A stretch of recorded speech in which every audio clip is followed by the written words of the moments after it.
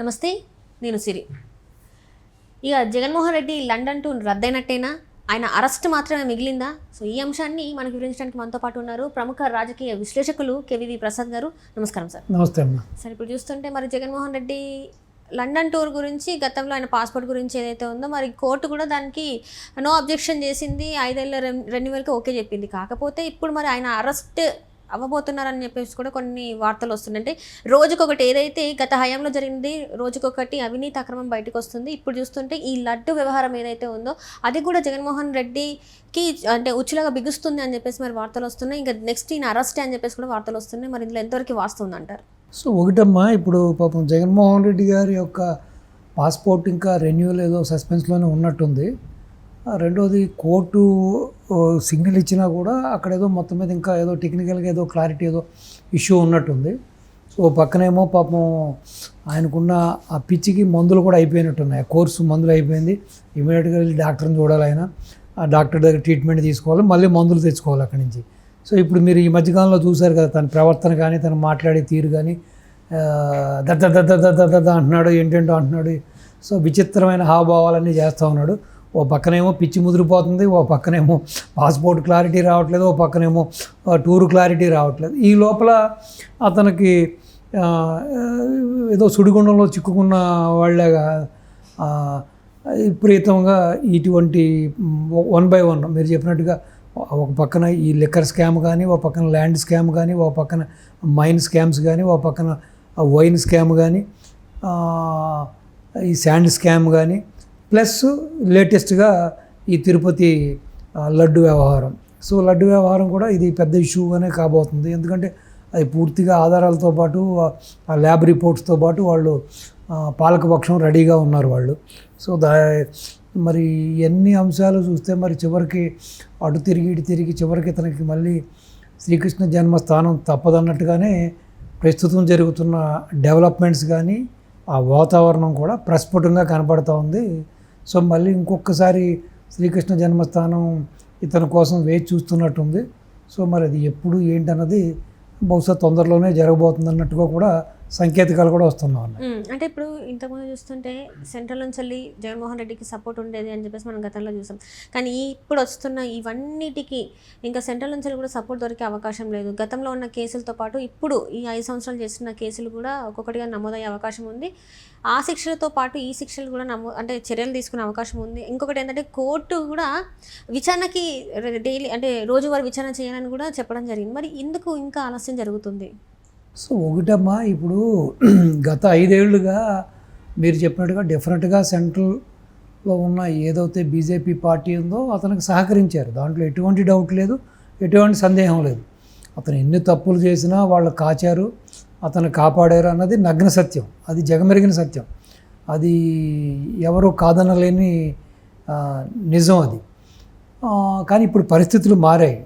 ఇప్పుడు ఏదో చెబుతారు కదా, వాళ్ళ బళ్ళు అవుతాయి బళ్ళు వాళ్ళు అవుతాయి అన్నట్టుగా ఈ రోజున ఏదైతే ఇప్పుడు సెంట్రల్లో ఈ ఎన్డీఏ గవర్నమెంట్ ఉందో అది పూర్తిగా నితీష్ కుమార్ మీద గౌరవ ముఖ్యమంత్రి, మన రాష్ట్ర గౌరవ ముఖ్యమంత్రి నారా చంద్రబాబు నాయుడు గారి మీదే ఆధారపడి గవర్నమెంట్ నడుస్తుంది.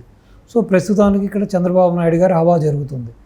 రెండోది, అతను చేసిన తప్పులు ఒకటొకటి కూడా బయటకు వస్తూ ఉన్నాయి. ప్లస్ ఇట్లన్నిటికీ మించి ఇప్పుడున్న పరిస్థితుల్లో నిజంగానే బీజేపీ పెద్దలు అతనికి సహకరించినా, అతనికి సహాయ సహకారాలు అందించినా కూడా డెఫినెట్గా వాళ్ళకి ఇది పెద్ద డెంట్ అవుతుంది, వాళ్ళకి ఇది పెద్ద మాయని మచ్చ అవుతుంది. ఎందుకంటే ఇప్పుడు కొత్తగా తెర మీకు వచ్చిన ఈ ఎపిసోడు ఏదైతే ఈ యొక్క కలుషితమైన లడ్డు ఎపిసోడు, ఇది ఆల్మోస్ట్ ప్రపంచవ్యాప్తంగా ఉన్న, రాష్ట్ర వ్యాప్తంగా, దేశవ్యాప్తంగా ఉన్న ప్రతి హిందూ యొక్క మనోభావాలు, వాళ్ళ యొక్క ఆ యొక్క దైవానికి వాళ్ళకి ఉన్న అటాచ్మెంటు, అలాగే ఆ లడ్డు ప్రసాదాల మీద ఉన్న వాళ్ళకి ఆ ప్రేమ, ప్రీతి, ఆ భక్తి, ఇట్లన్నిటిని కూడా వాళ్ళు హర్ట్ అయి ఉన్నారు. ఇటువంటి సమయంలో నిజంగానే మీరు అన్నట్టుగా బీజేపీ కానీ అతని మీద కరుణా కటాక్షం ఏమైనా చూపిస్తే డెఫినెట్గా ఏదైతే ఈ రోజున ఒక పూర్తిగా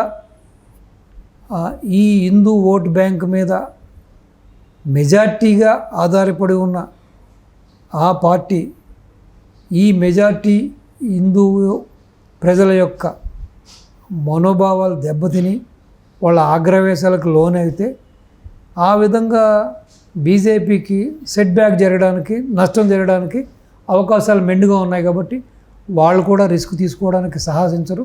సో ఇంత జరిగిన తర్వాత ఇటు ఆర్ఎస్ఎస్ కానీ ఇటు కొన్ని హిందూ ధార్మిక సంస్థలు కూడా సపోజ్ బీజేపీ అటువంటి ఏదన్నా గోడ మీద పిల్లి వ్యవహారం జరిపినా కూడా వీళ్ళందరూ కూడా కన్నెర చేస్తారు. డెఫినెట్గా వీళ్ళంతా కూడా వ్యతిరేక బావుట ఎగరేస్తారు. సో కాబట్టి ఈ పరిస్థితుల్లో డెఫినెట్గా ఈ హిందూ ప్రజల మనోభావాలకు అనుకూలంగా, వాళ్ళ మనోభీష్టానికి అనుకూలంగా బీజేపీయే నడుచుకుంటారు కూడా. సో డెఫినెట్గా ఇది జగన్మోహన్ రెడ్డికి గడ్డుకాలం అని చెప్పాలి. సో జగన్మోహన్ రెడ్డిని రెస్క్యూ చేయడానికి దరిదాపుల్లో కూడా ఎవరూ కనిపించట్లేదు. అతను ఎన్నో పిల్లి మొగ్గలు వేస్తున్నాడు, ఎన్నో గజకర్ణ, గోకర్ణ, టక్కు టమారా విద్యలన్నీ కూడా ప్రదర్శిస్తున్నాడు. అయినా కూడా అతనికి బ్యాడ్ టైం స్టార్ట్ అయింది. బికాజ్ బ్యాడ్ టైం స్టార్ట్ అయిందంటే ఈ చేసిన పాపం యొక్క ఫలితమే 151 స్థానాల నుంచి 11 స్థానాలకు పరిమితం అయ్యాడు. ప్లస్ ఈ రోజున ఈ విషయం బయటకు వచ్చింది కాబట్టి అతను పూర్తిగా భ్రష్టు పట్టిపోతున్నాడు, పూర్తిగా నిర్వీర్యమైపోతున్నాడు, పూర్తిగా ప్రజల యొక్క ఆగ్రవేశాలకు లోనవుతున్నాడు. వాళ్ళు ఎవరైతే అతన్ని ఇన్ని రోజులు కొంతమంది ఆరాధిస్తున్నారో, అభిమానిస్తున్నారో, అతనికి పార్టీకి అండదండగా ఉంటున్నారు. డెఫినెట్గా చాలామంది కూడా ఇప్పుడు సైడ్ అయిపోవడానికి ఛాన్స్ ఉంది, చాలామంది కూడా వ్యతిరేకించడానికి కూడా ఛాన్స్ ఉంది. సో మీరు చూస్తే చూడండి, ఎవరైతే టీటీడీలో చైర్మన్గా చేసిన తన బంధువర్గం, తన సామాజిక వర్గానికి సంబంధించిన సుబ్బారెడ్డి మాట్లాడుతున్నాడు, కరుణాకర్ రెడ్డి మాట్లాడుతున్నాడు. సో మిగతా ఏ ఒక్క నాయకుడు కూడా ఇంతవరకు నాకు తెలిసి as per my knowledge A MLA కానీ, ఎమ్మెల్సీ కానీ, ఎంపీ కానీ ఇంతవరకు అతన్ని సపోర్ట్ చేయట్లే. అంటే కడుపుకు అన్నం తినేవాడు ఎవడు కూడా దీన్ని సమర్థించట్లే. కడుపుకు అన్నం తినేవాడు ఎవడు కూడా జగన్మోహన్ రెడ్డిని వెనకేసుకుని రావట్లే.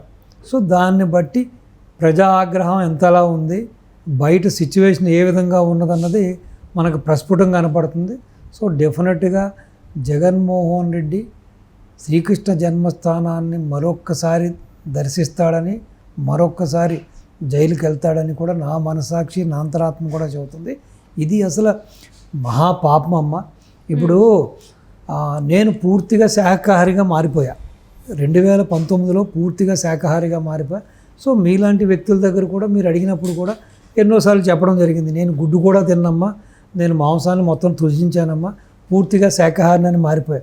అటువంటిది నేను ఒక ఒట్టు పెట్టుకున్నా, ఈ గవర్నమెంట్ మారే వరకు తిరుపతి దర్శనానికి వెళ్ళకూడదు అనుకున్నా. అలాగే ఈ 5 ఏళ్ళు దర్శనానికి వెళ్ళలేదు నేను. దేవుడు అంటే నాకు అత్యంత ప్రీతి, ఆయన మా కులదైవం. సో అటువంటిది అంతకుముందు సంవత్సరానికి అట్లీస్ట్ మినిమం 2 టైమ్స్ అన్నా వెళ్ళేవాడిని. అటువంటిది పూర్తిగా 5 ఏళ్ళు నేను స్వామి దర్శనానికి వెళ్ళా. కానీ ఆ లడ్డు మీద ఉన్న ప్రీతితోటి, ఆ లడ్డు మీద ఉన్న ప్రేమతోటి ఎన్నోసార్లు ఎంతోమంది తెలిసిన మిత్రులు, బంధువులు, తెలిసిన శ్రేయోభిలాషులు తీసుకొచ్చి ఇచ్చినప్పుడు నేను చాలాసార్లు ఆ లడ్డును కూడా స్వీకరించడం జరిగింది. సో ఈ విషయం బయటకు వచ్చిన తర్వాత